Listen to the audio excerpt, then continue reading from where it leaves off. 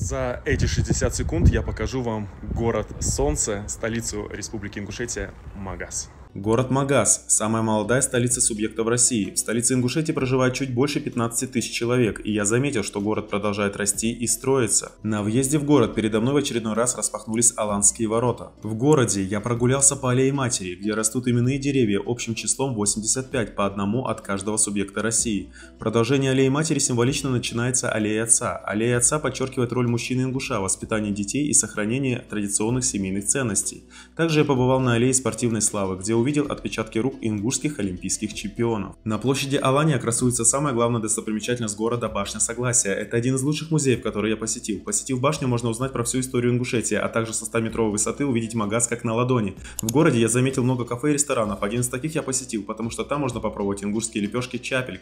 В Магасе душевно, гостеприимно и вкусно. А ты поставь лайк и подпишись, чтобы не пропустить продолжение.